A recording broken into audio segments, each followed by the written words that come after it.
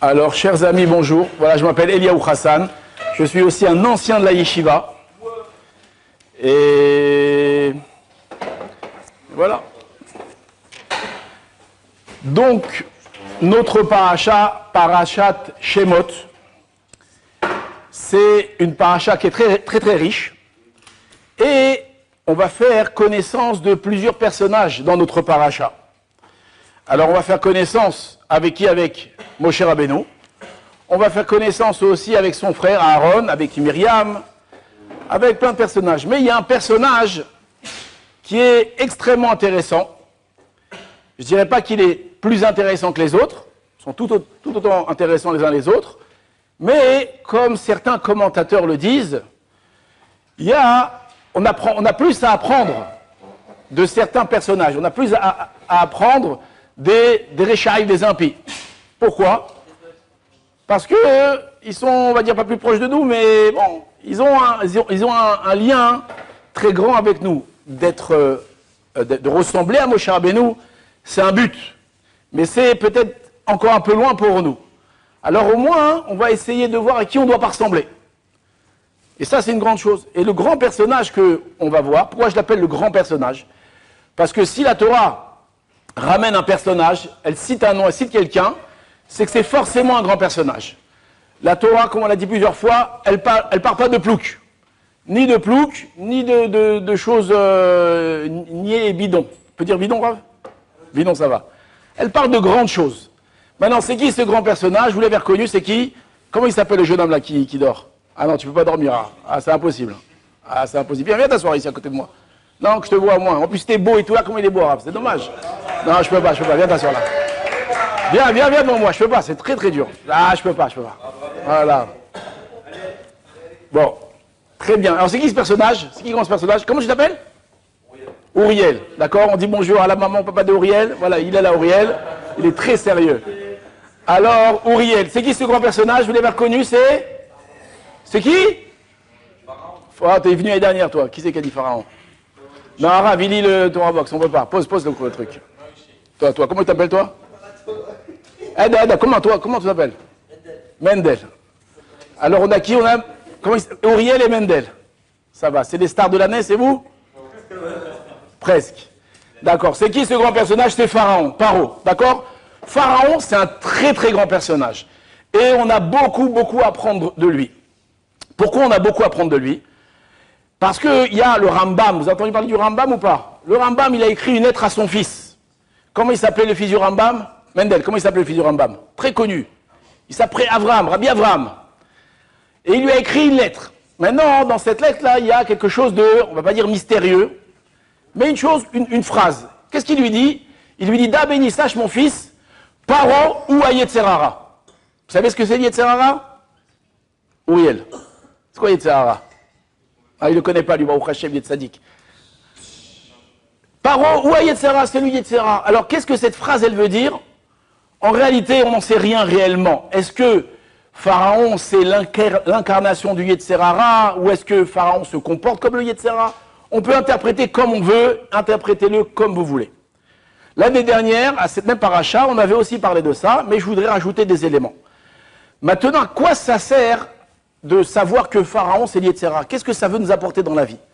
Alors, le Messilat Yesharim et d'autres commentateurs, ils expliquent que si tu veux comprendre les chemins du Yetzerara, comment le Yetzerara, il vient, il t'attaque, il est avec toi présent, et quelle sorte d'embûche il met devant toi, c'est très simple. Tu n'as qu'à regarder dans la Torah comment est-ce que le Yetzerara, comment Pharaon, s'est comporté. Et en fonction des actions et des comportements de Pharaon, alors tu vas comprendre comment le Yetzerara, lui, se comporte. Cette idée-là, le premier qui va, enfin je dis pas le premier, je ne connais pas l'ordre des... Mais l'idée, elle est connue. D'où est-ce qu'on la voit? On la voit dans Messilat Yesharim. Le Messilat Yesharim, il ramène cette idée-là. Alors, je ne vais pas vous dire dans l'ordre les choses. Je vais d'abord vous rapporter ce qu'il dit Messilat Yesharim. Le Messilat Yesharim, il nous raconte que donc Moshe Rabbeinu est monté sur le... Non, on va dire comme ça. Pharaon va commencer à changer de face. D'accord? Il y a comme Melech Hadash, il va se lever un nouveau pharaon. Est-ce que c'est le même pharaon qui a changé de face? C'est un autre pharaon? C'est pas important. Mais en tout cas, il va changer de direction. Et ce pharaon-là, hein, il va plus être copain avec les Juifs, il va commencer maintenant à les servir et à faire beaucoup de mal au peuple d'Israël. Maintenant, pourquoi aussi, il y a les raisons, bon, on va les expliquer peut-être, je sais pas. On verra. En tout cas, Moshe Rabbeinu va naître, d'accord? Il va grandir étonnamment et incroyablement dans la maison de Pharaon. Et il va arriver un moment où Moshe Rabbeinu va être dévoilé et Pharaon et Moshe va devoir fuir. Il va fuir où ça? À Midian. Vous connaissez l'histoire ou pas? Oui ou non? Uriel, tu connais l'histoire ou pas? T'as pas vu le film? Dans les 10 commandements? L'Avdil, il a fait, vous savez qui, hein? On a des références bidons et ils ont l'Avdil, Kol, à Kavod. En tout cas, il va fuir et il va se retrouver à Midian. Là-bas, il va se marier. Avec qui? Comment s'appelle la femme de Moshe? Tzipora. Il va avoir combien d'enfants? Qui a dit combien? 2 enfants. Personne ne sait qu'il y a eu 2 enfants? Ah, 2 enfants, d'accord. Il a eu 2 enfants. Et après, Hachem va se dévoiler à lui et il va lui dire de retourner en Égypte pour aller délivrer le Ham Israël. Donc, Moshe va redescendre en Égypte et il va se retrouver, donc avec son frère Aaron, il va se trouver face à face avec Pharaon. Et donc, il va y avoir une interaction entre Moshe et Pharaon. Moshe va lui demander de laisser partir le peuple juif. Laisse partir, let my people go. Comme ça, il va lui dire, laisse partir mon peuple. Et Pharaon va refuser. Il va refuser. Et qu'est-ce qu'il va faire? Quelle va être la réaction de Pharaon? C'est très intéressant. Pharaon, il va dire, tu sais quoi, à partir de ce jour, les Bnei Israël, ils devaient fabriquer des briques. D'accord? Les briques servaient à la construction de toutes les entreprises de Pharaon. Eh bien, si à l'époque, on donnait la paille pour fabriquer les briques, eh bien, pour fabriquer les briques, on a besoin de paille. Alors, à partir d'aujourd'hui, on ne va plus leur fournir les briques. Qu'est-ce qu'on va faire? La paille, pardon. On va plus leur fournir la paille pour fabriquer les briques. Qu'est-ce qu'ils vont faire? Vous avez qu'à vous débrouiller. Vous avez qu'à vous lever le matin, avec votre famille, aller chercher de la paille pour fabriquer les briques. Le Messilat Yesharim, il explique ce passage-là et il dit, qu'est-ce qui s'est passé là? Pharaon, tout simplement, il a dit, oh là là, qu'est-ce qui se passe là? Les Juifs commencent à penser à la liberté, ils commencent à avoir des idées comme ça innovatrices, ils veulent sortir du joug égyptien. Ouais, il y a un truc qui ne va pas. C'est que s'ils commencent à penser à la liberté, c'est qu'ils ont du temps. Ils ont du temps en trop. Et ce temps en trop, ils l'utilisent à penser. Et moi, je veux qu'ils arrêtent de penser. Pourquoi? Parce qu'un esclave, moins il pense, et plus il est productif. S'ils commencent à penser, alors ils vont commencer à parler des syndicats et toutes sortes de choses. Et ça, Pharaon, il a eu très très peur. Donc, nous dit le Messilat Yesharim, ça c'est un des Etzah du Yetzer. Ça c'est un des conseils du Yetzer, c'est une des ruses du Yetzer. Le Yetzer, qu'est-ce qu'il fait le Yetzer Hara? Il va sans arrêt te mettre des occupations. D'accord? Tu vas être occupé matin, midi et soir. Pourquoi? Pour t'empêcher de réfléchir. Quand est-ce qu'un homme il fait tchouva? Quand est-ce qu'un homme il commence à prendre conscience de la situation dans laquelle il est? C'est quand il s'arrête, il réfléchit. Mais s'il n'a pas le temps de s'arrêter de réfléchir, alors il ne réfléchit pas, il continue. Et des années passent, et à la fin, il s'aperçoit qu'il n'a rien fait de sa vie. Il y a, il y a le deuil. Vous savez ce que c'est le deuil? Le deuil, c'est quand on perd un proche. Qu'est-ce qu'on fait pendant une période? On fait ce qu'on appelle les shivas. Ça veut dire pendant 7 jours, on s'assoit et on ne fait rien. Une des raisons du deuil, c'est justement que maintenant, il y a un événement tragique qui est arrivé, et on ne veut pas que cet événement tragique traverse ta vie comme si de rien n'était. On veut que maintenant que tu prennes conscience. Et donc, qu'est-ce qu'on va faire? On va te demander, pendant 7 jours, de t'arrêter. Tu n'as pas le droit de travailler, tu n'as pas le droit de rien faire pendant 7 jours. D'accord? C'est vraiment, pendant 7 jours, on ne fait rien. À quoi elle sert cette période-là? Justement, elle sert à méditer. Et vous verrez, extraordinairement, que beaucoup de gens ont fait tchouva à cause du deuil, après le deuil. Pourquoi? Parce que c'était une période où on va réfléchir. Les gens, quand ils vont venir te consoler, alors ils vont te parler de choses plus profondes. On va te parler de l'importance de la vie. On va te parler des choses qui sont plus spirituelles. Et ça marque, ça touche. Et beaucoup de gens ont fait tchouva du deuil. Personnellement, j'en connais plusieurs que ces événements tragiques les ont éveillés. Donc on voit ici, comme dit le Messilat Yesharim, ça c'est un des Etzah du Yetzer. Le Yetzer, lui, il veut t'empêcher de réfléchir. Il va t'occuper. Il va occuper ta tête. Dans notre génération, le Yetzer Hara, il a une arme qui est extraordinaire, d'accord? Et malheureusement, on voit beaucoup de gens qui ont du mal à se rapprocher. Quand on fait la comparaison il y a 30 ans et aujourd'hui, on voit que les gens, ils ont plus de mal. Alors, il y a beaucoup plus de facilité, il y a beaucoup plus de cours, beaucoup plus de choses. Mais d'un autre côté, les téléphones ont fait un ravage. Pourquoi ils ont fait un ravage?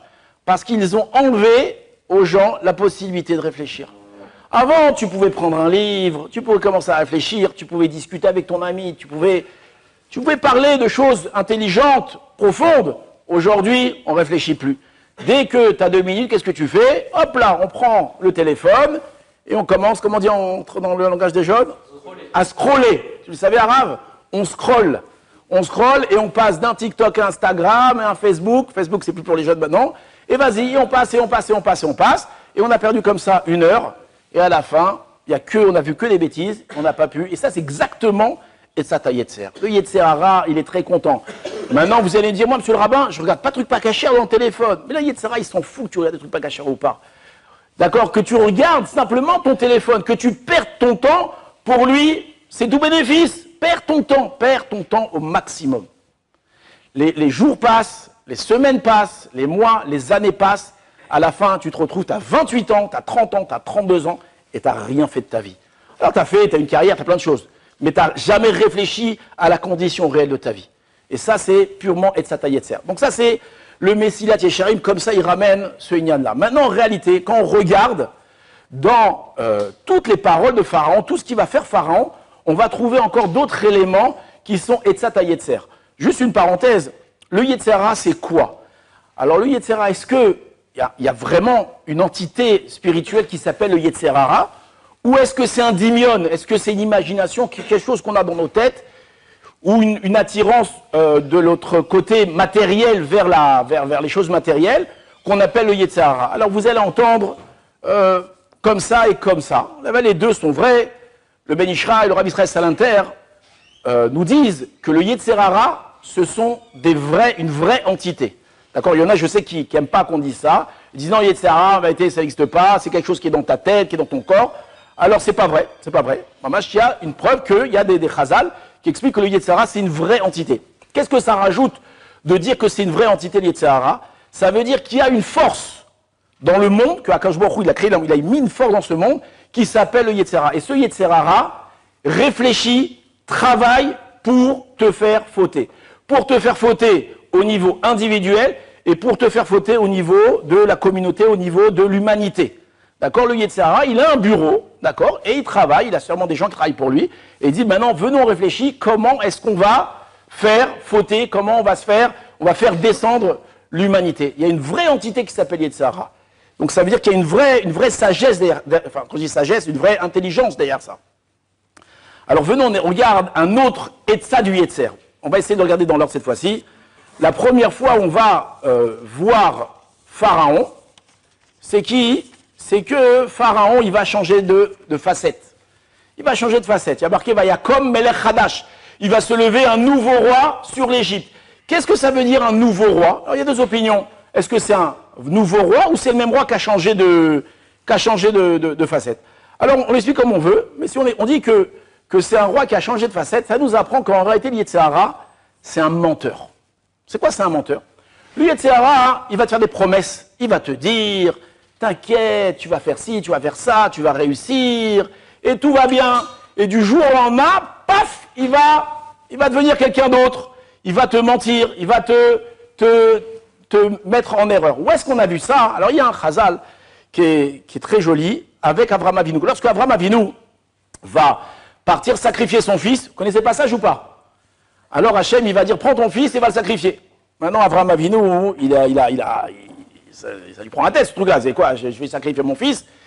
Alors, qu'est-ce qu'il va faire Avraham Avinu? Comme un soldat, il va se lever, il va prendre son âne, il va prendre Eliezer, Ishmaël et Yitzhak, et ils vont partir à l'endroit où on doit sacrifier Yitzhak.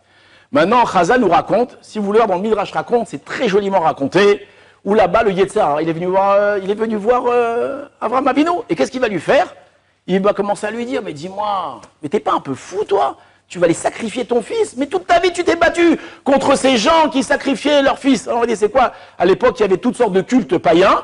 Et un des cultes, c'était qu'on prenait son enfant et on le sacrifiait, comme on verra plus tard dans l'histoire, ce qu'on appelait Moloch. Moloch, il y avait une idole comme ça qui était chauffée à blanc. Les parents venaient, prenaient et mettaient leurs enfants dans les bras de l'idole et l'enfant, il brûlait. Donc il y avait un culte comme ça. On a retrouvé des choses, on a trouvé des crânes d'enfants, c'était un vrai culte. On voit que le prophète aussi parle de ça là-bas, à l'époque de Jérémiaou. On voit qu'il y avait un truc comme ça. Et donc, le Yetzirah, il lui dit, mais toute ta vie, tu t'es battu contre ces gens-là. Et toi, aujourd'hui, tu vas prendre ton vie, tu vas sacrifier. Et pendant 3 jours, le Yetzirah, il va lui prendre la tête et il va commencer à lui dire, mais ça se fait pas, il fait pas, qu'est-ce que tu fais, mais arrête, pourquoi tu fais ça? Au bout de 3 jours, Abraham Avinu, il va surmonter cette épreuve-là, va prendre son fils, il va pour le sacrifier, et à la dernière minute, Hachem, il lui dit, le sacrifie plus. Et là, Baruch Hachem, il descend, et là, Yetzirah, qu'est-ce qu'il fait? Il revient. Abraham, kol hakavod. Ezet tzadik que tu es! Ezet tzadik! Moi, j'ai cru que tu l'as pas fait, et tu étais prêt à le faire, mais quelle puissance, quel tzadik! On n'a pas vu un homme aussi tzadik de toutes les générations, incroyable! Et là, le Yetzirah devient le pote de Abraham Avinu. Kol hakavod, magnifique! Je vous raccourcis, Abraham Avinu, bon, on va dire qu'il est fier de ce qu'il a fait. Vous serez fier ou pas? Vous auriez été fier? On était fiers. Bon, Hachem, on a surmonté une telle épreuve. Il arrive à la maison, et qu'est-ce qu'il voit? Sarah est morte. Et le Yetzirah, il revient, Kol hakavod Abraham, bah, bravo, hein? Ah, voilà, monsieur fait le sadique, monsieur va sacrifier son fils, et voilà, maintenant, tu as tué ta femme. T'es fier de toi? Et donc, le Yetzirah, il va prendre une autre facette, une autre face, et il va commencer à Le Yetzirah, c'est exactement la même chose. Aujourd'hui, il est avec toi, il va t'encourager, il va te pousser. Le lendemain, il va venir, il va te casser. D'accord? Le Rav Wolbe, il parle, au nom de Rabbeinu Tam, Yemé Sina, Yemé Ava, des jours d'amour, des jours de haine. Il y a des jours où tout va bien. Maintenant, quand tout va bien, ne croyez pas que le Yetzirah, il n'est pas avec nous. Le Yetzirah, il est avec nous, il nous pousse, mais vas-y, continue, étudie, fais, c'est bien.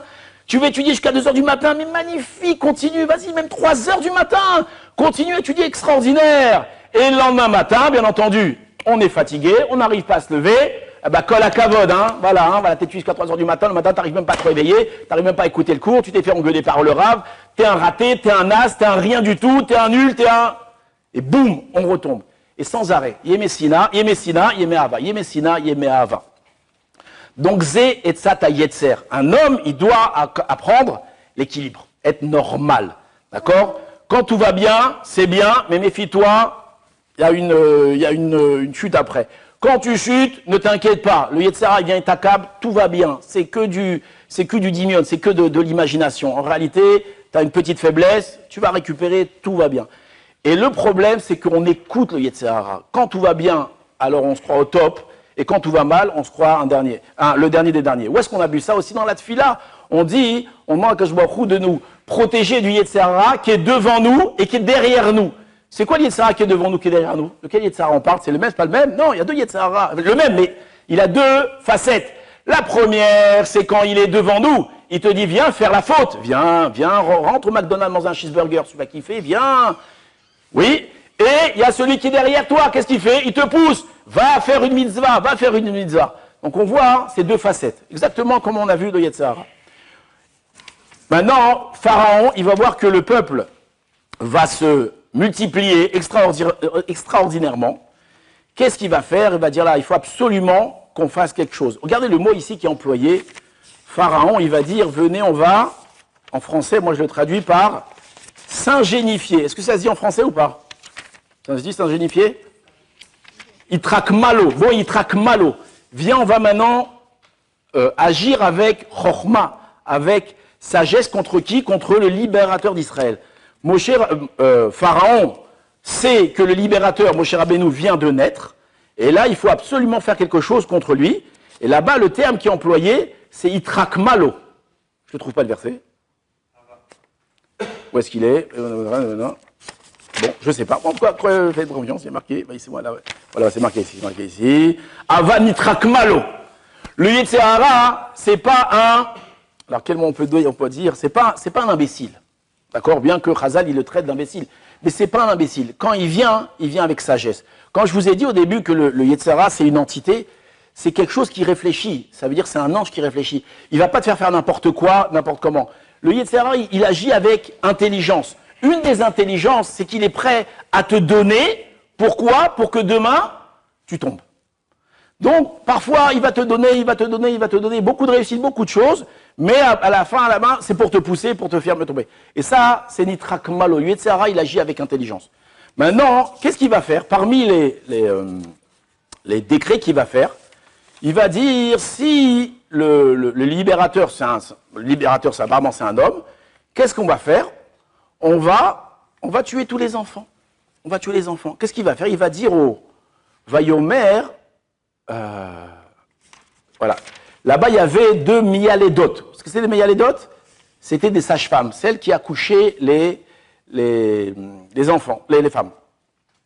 Et donc, qu'est-ce qu'il va faire? Comment elle s'appelait? Vous savez, c'est qui? C'est de Idor Mendel? Tu dors pas? Ah bon, je croyais. Non, si je t'endors, dis-moi. Viens ici. Qu'est-ce qu'il va dire? Qu'est-ce qu'il va lui dire? Qu'est-ce qu'il va leur dire? Donc, comment elle s'appelait? Comment elle s'appelait? Shifra et Poua. C'est qui Shifra et Poua? Yocheved et Myriam. C'était les sœurs de Moshe Rabbeinu, la mère et la sœur de Moshe Rabbeinu. Elles étaient responsables apparemment d'accoucher les femmes. Qu'est-ce qu'il va dire, Pharaon? Qu'est-ce qu'il va dire? Il va dire, vous savez ce qu'on va faire? Vous allez aider les femmes à accoucher. Uritem et alavanim. Im ben ou, si c'est un garçon, qu'est-ce que vous allez faire? Vamiten, vous allez le tuer. Ve'im bat-i, vahaya. Et si c'est une fille, vous la laissez vivre. Maintenant, quand on réfléchit, on dit, si Pharaon, c'est Yetzer Hara, c'est quoi ici la ruse du Yetzer Hara? Qu'est-ce qu'il veut le Yetzer Hara? Comment est-ce que cette chose-là, elle peut s'appliquer dans ma vie? Alors, je vous fais une petite introduction parce que je ne veux pas que vous me traitiez de misogyne. Vous savez que les hommes et les femmes sont différents. Vous savez ou pas? Tout grand? Une femme, un homme, ça ne marche pas de la même façon. La femme, avant tout, un homme, il a deux tendances. Il a son intellect et il a son regesh. D'accord? Comment on dit en français le regesh? Ses sentiments, son ressenti. D'accord? Ses émotions, la plus. Et il a aussi l'intellect. Maintenant, l'homme est beaucoup plus, je ne veux pas dire intellectuel parce que ce n'est pas le mot, il est plus sirli. Comment on dit en français sirli? Cartésien, si on veut, on va dire mot cartésien. Comment tu as dit, Arabe? Il agit plus avec l'intellect, d'accord?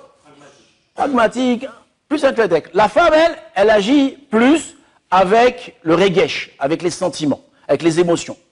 Ça ne veut pas dire que les femmes ne réfléchissent pas, et ça ne veut pas dire que les hommes n'ont pas de regesh. Les hommes ont du regesh, les femmes ont aussi de l'intellect. La différence, c'est qu'ils agissent un petit peu différemment, ils réagissent un petit peu différemment. Et Bezrat Hashem, quand vous allez vous marier, vous allez bien ressentir ça. L'homme, par exemple, recherche des solutions, tandis que la femme, elle recherche de l'affection. D'accord? Vous verrez que c'est des tendances un peu différentes.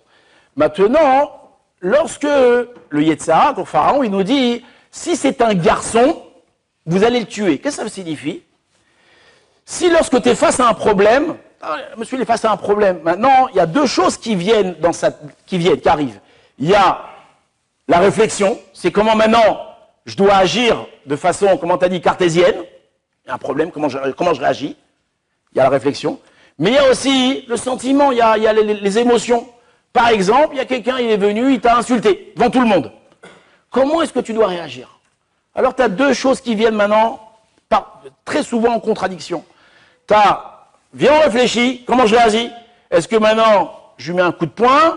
Est-ce que je baisse la tête? Est-ce que je fais semblant pas avoir entendu? Est-ce que je lui réponds pas? Il y a une stratégie dans ça. Il faut réfléchir. Et il y a après les émotions. Les émotions, qu'est-ce qu'elles te disent? Quoi, tu vas te laisser marcher sur les pieds, tu vas machin? Et donc, qu'est-ce qu'on fait? Paf, on a envie d'exploser, de crier, de se défendre, d'insulter, de dire des mots et de se bagarrer. Alors, qu'est-ce qu'on fait? Qu'est-ce qu'il dit Yetzer Hara? Qu'est-ce qu'il dit Yetzer Hara? Exactement ça. Il te dit, si c'est un garçon, tue-le. Ça veut dire, si tu es face à une épreuve, d'accord, n'agis pas avec le séchel, laisse tomber, laisse de côté l'intellect. L'intellect, laisse de côté. Il faut que ce soit tes émotions. Il faut laisser vivre la fille, pas laisser vivre le garçon. Et ça, c'est purement Etzat Hayetzer. Et vous verrez, quand vous êtes face à une épreuve et que vous avez agi avec votre regesh, vos émotions, à tous les coups, vous vous êtes planté. À tous les coups, vous êtes planté. Alors vous allez me dire, jamais je dois avoir des émotions. Si, tu dois avoir beaucoup d'émotions, énormément d'émotions. Mais il y a des situations, des épreuves, il ne faut pas laisser les émotions rejaillir. Si vous êtes demain chirurgien, d'accord, chirurgien, et qu'il y a maintenant je sais pas, quelqu'un, Hasbi Shalom, un truc arrive blessé avec, d'accord, vous n'allez pas être devant le corps à commencer à pleurer, le pauvre, c'était pas là pour, là maintenant, tu dois oublier que c'est un enfant, que c'est ce que tu veux, qu'il est en danger. Maintenant, tu dois agir avec le sechel. Tu dois prendre le scalpel et tu dois faire ce qu'il faut faire. Que dis-tu?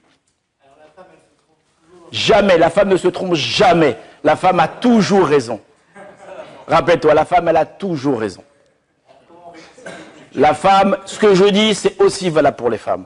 Lorsqu'il y a une épreuve, la femme aussi, elle doit laisser passer son sechel et tu verras que les femmes sont bien plus intelligentes que nous et elles comprennent ça beaucoup mieux que nous.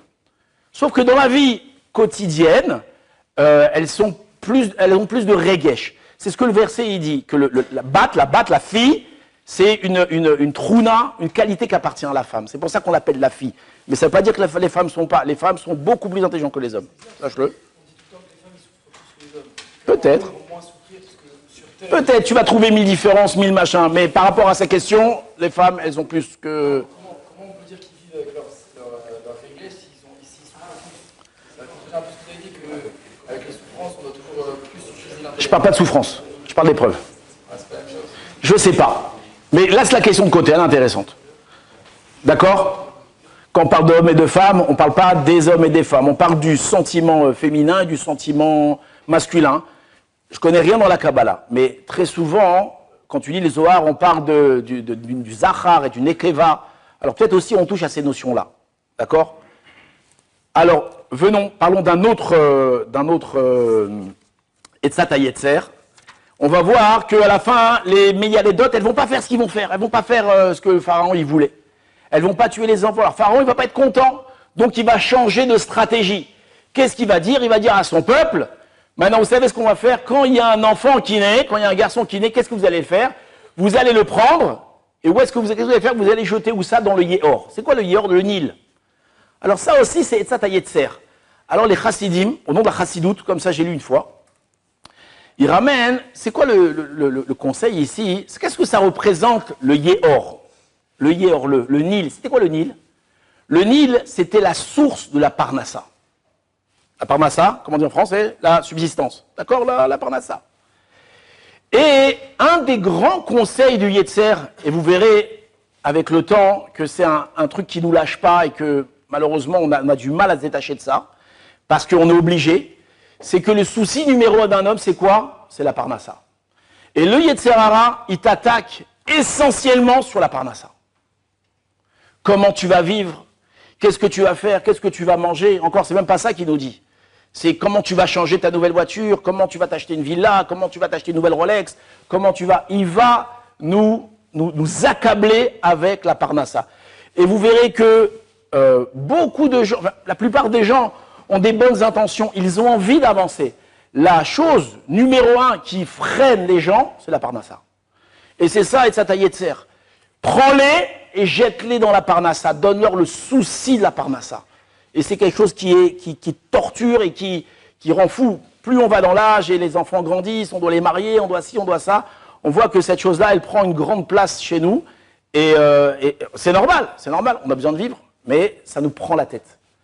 Et une des qualités d'un vrai Talmid Chacham, c'est quelqu'un qui est capable de faire la part des choses. De comprendre, il y a des problèmes de Parnassa, je dois les gérer, mais quand je suis au Beth Midrash, quand j'étudie ou quand je fais des choses avec ma famille, etc., je dois me déconnecter que ça. Je dois vivre avec ce que j'ai, et je dois vivre simplement sans être sans arrêt préoccupé par la Parnassa. Et ça, c'est un des grands Etzat du Yetzer. Il n'y a pas beaucoup de temps, je vous en dis un autre qui est un peu plus long, qu'on verra à la fin de la parachat Shemot. Il y a encore 2-3 trucs à dire, mais vous tournerez les pages et vous verrez que comment Pharaon discute, comment Pharaon il parle. À la fin, il y a un passage dans Shemot qui est extraordinaire.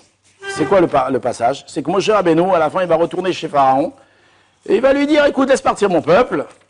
Et là, Pharaon, il va pas... Alors, là, il va faire ce que je vous ai dit. Il va rajouter du travail.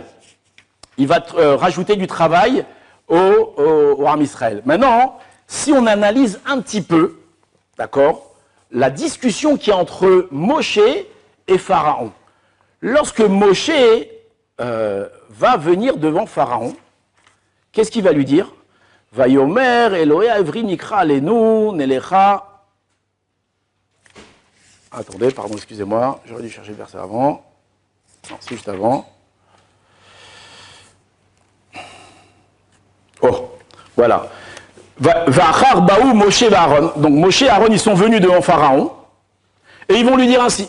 Ainsi a parlé le Dieu d'Israël, laisse partir mon peuple, afin qu'il me fête dans le désert. Vayomer Paro, regardez ce qu'il répond Pharaon. Mi Hachem Asher Eshma Bekolo. Qui c'est Hachem que j'écoute sa voix? Hachem, qui c'est Hachem que j'écoute sa voix? Là-bas, le Midrash, il dit que Pharaon, il dit Hachem, connaît pas. Il a appelé un de ses conseillers. Il a dit amène-moi le dictionnaire des dieux. Il a amené un dictionnaire, un bottin comme ça. Ils ont commencé à chercher. Il dit on connaît pas ce Dieu, c'est qui? On connaît pas. Donc apparemment, on voit qu'ici, Pharaon, c'est un coffre, c'est quelqu'un qui renie Dieu. Oui? D'accord ou pas? Alors la question qu'on pose, on ne comprend pas, c'est comment il renie Dieu? On a vu que lorsque Yosef, c'est pas ici, donc Bereshit, Yosef, lorsqu'il va être devant Pharaon, et Pharaon va lui raconter qu'il a eu un rêve, Yosef va lui interpréter son rêve, et à la fin, Pharaon va être « Waouh, incroyable, tu as interprété ce rêve, apparemment, Dieu t'a parlé, Dieu te connaît. » Il va parler de Dieu. Et là-bas, il va lui dire, comment c'est marqué arabe, je ne m'en rappelle plus. On ne se souvient plus, malheureusement, on ne connaît pas les psukim par cœur. En tout cas, là-bas, il va rappeler le nom de Elohim. Elohim, il t'a choisi, c'est toi qui vas être maintenant qui va gérer l'Égypte. Et là-bas, on voit que Pharaon reconnaît Elohim.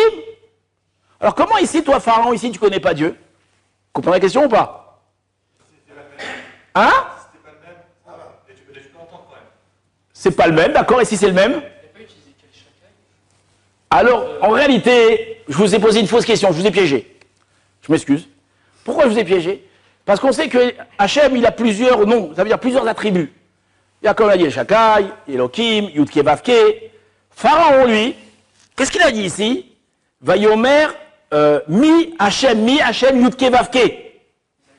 Miséricorde, Ashgacha. Avec Yosef, là-bas, quand il a reconnu Elohim. Ça veut dire quoi? Elohim, je connais. Yudke Vavke, je connais pas. D'accord? Ça, c'est la discussion qu'il y a eu ici. Qu'est-ce que ça signifie? Qu'est-ce que ça veut dire que Elohim, tu connais, Hachem, tu connais pas? Et qu'est-ce que le Yetzirah, lui, il utilise ça? Alors, il faut comprendre c'est quoi la différence entre Elohim et Yudke Vavke. Akadosh Baruch Hu, on ne sait pas qu'est-ce que c'est. On ne sait pas ce que c'est Hachem. Et vous remarquerez qu'on ne parle jamais d'Akadosh Baruch Hu dans son entité, dans ce qu'il est réellement. On ne parle que de ses attributs, de la façon dont il s'exprime dans le monde. Et des deux grands attributs, c'est quoi? C'est Elohim et Hachem Yudke Vavke. Elohim, alors on a bien dit, je ne sais pas si c'est Chazal, qu'on dit Elohim, c'est la même valeur numérique que Ateva, que la nature. Qu'est-ce que ça signifie? Elohim, c'est l'expression de Dieu à travers la nature. Ça veut dire que la nature, elle a besoin de fonctionner. Qui fait fonctionner cette nature? C'est Elohim. Maintenant, pourquoi est-ce qu'elle a besoin que Elohim la fasse fonctionner? Parce qu'elle a besoin de vitalité, le monde il a besoin de tourner, il a besoin de... Et Elohim, la nature, il a mis des règles. Et ces règles, elles sont immuables, il ne change pas les règles. D'accord? Le matin, le soleil se lève, le soir, il se couche. Une plante, si tu l'arroses, elle pousse, tu l'arroses pas, elle pousse pas. Il y a des règles. Tu manges, tu es nourri, tu manges pas, tu crèves de faim. Ça veut dire il y a pas à jouer ici. D'accord? Elohim, il dirige le monde de façon régulière, de façon parfaite, et jamais il change. Alors vous allez me dire des miracles, c'est vrai, des miracles, il y a eu des miracles, mais bon, c'est une autre anaga. C'est une anaga spéciale.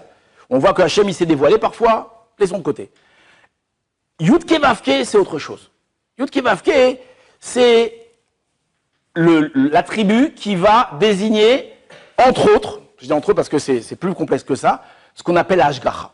C'est quoi Ashgaha? Comment on dit traduit en français l'Ashgaha? La providence. C'est quoi la providence? C'est que Akadosh Baruch Hu, maintenant, il va sortir de son comportement, entre guillemets, naturel, et il va maintenant avoir un comportement qui est surnaturel. Qui est surnaturel. Et ça peut être des miracles, ou ça peut être des embellis incroyables, des hasards, entre guillemets, qui sont fous, quoi.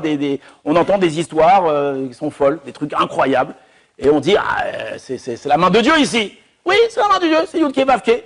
Alors c'est toujours caché un petit peu à travers la nature, pour d'autres raisons à cause du Ibarit. Mais en tout cas, on voit qu'il y a une anaga spéciale. Maintenant, le Yetzer Hara, Pharaon, Yetzer Hara, qu'est-ce qu'il nous dit? Écoute, tu veux croire en Elohim? Moi, le Yetzer Hara, j'ai aucun problème. Crois en Elohim, sers Elohim tant que tu veux. Ça veut dire quoi? Sois un bon juif. Travaille pas Shabbat. Pourquoi on ne travaille pas Shabbat? Il faut bien se reposer. Fais une belle table de Shabbat avec la famille. Pourquoi? La famille, c'est important. D'accord? Se réunir, sa femme, les enfants. D'accord? Manger cachère, hygiène de vie, excellent. Honorer son père et sa mère. Bien entendu, on n'est pas des sauvages. Bien sûr, il faut mettre son père, sa mère. Ça veut dire, tu peux accomplir la Torah, accomplir les préceptes de la Torah tant que tu veux. Tant que tu restes dans Elohim. Ça veut dire quoi que tu restes dans Elohim? Ça veut dire, va travailler normalement, va te soigner normalement, va faire tout normalement.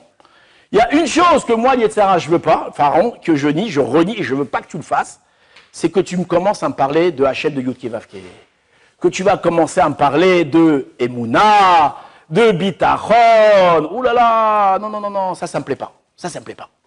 Tant que tu restes un juif qui vit dans son monde de façon normale, sans Emouna, sans Bitachon, ça me va. Dès que tu vas commencer à parler d'Emouna Bitachon, ça ne va plus. Et en réalité, la Emouna, le Bitachon, c'est quelque chose qui est nécessaire, que je nous a créé dans ce monde, pas pour qu'on se limite à vivre une vie ordinaire de nature. Pourquoi il y a 10 milliards de personnes qui font ça dans le monde. Lui, il veut que tu t'approches de lui. Il veut que maintenant que tu laisses cette nature-là, alors on n'a pas dit qu'il ne faut pas prendre des médicaments, qu'il ne faut pas manger, qu'il ne faut pas travailler, c'est sûr qu'il faut toutes ces choses-là.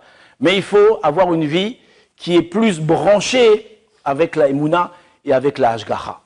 Ça veut dire de laisser une place forte au divin dans nos vies.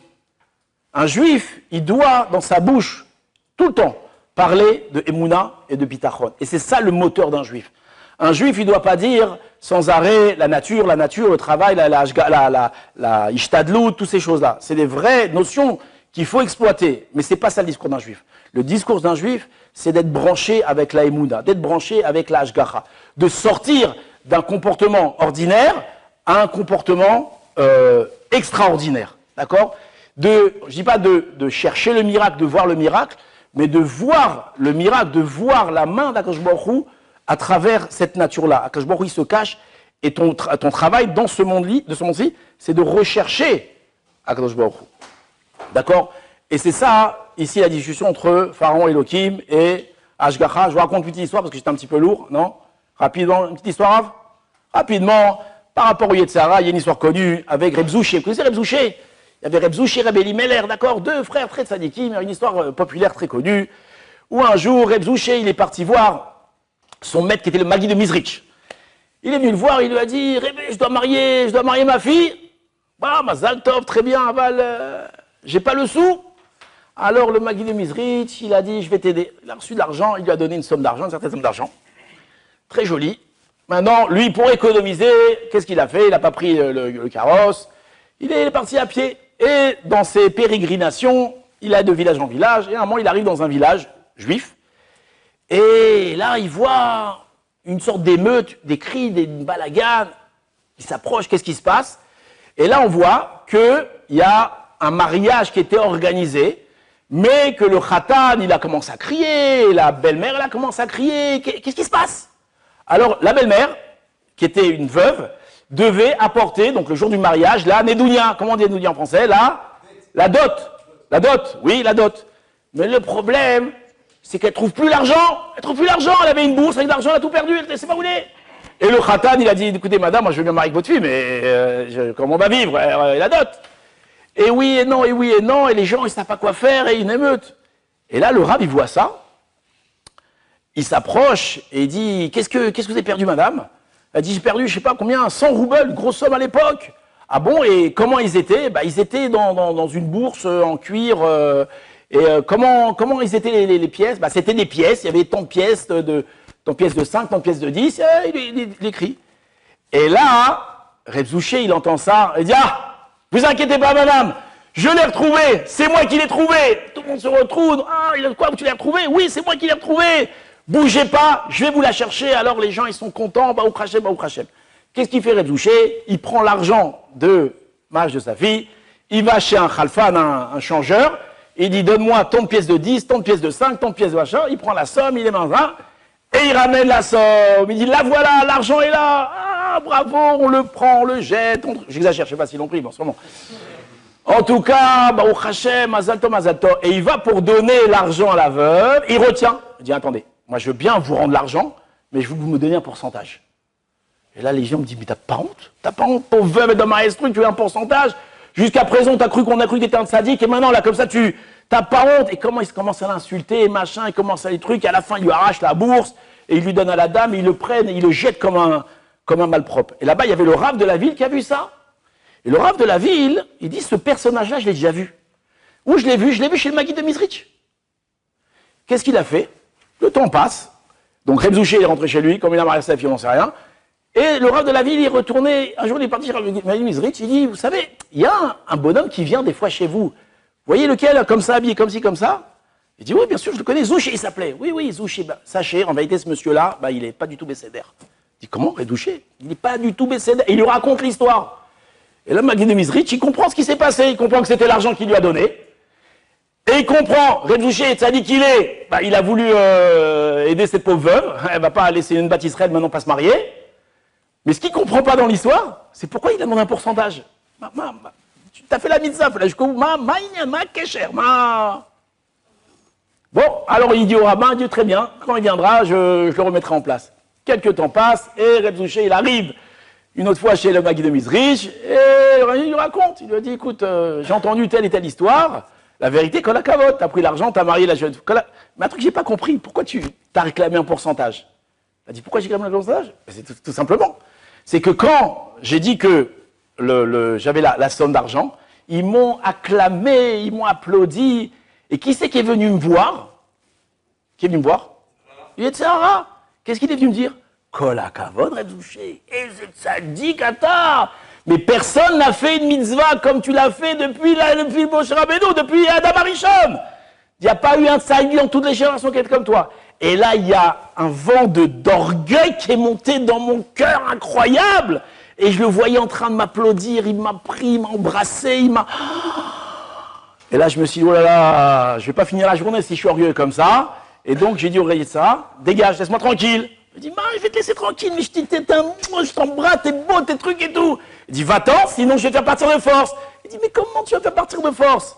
Et là, il a demandé 10%. Et là, il est devenu un moins que rien. Ils l'ont tabassé. Et là, Yetzirah, il n'était pas content. Et il est parti. Shabbat Shalom, Chazak U'Baruch.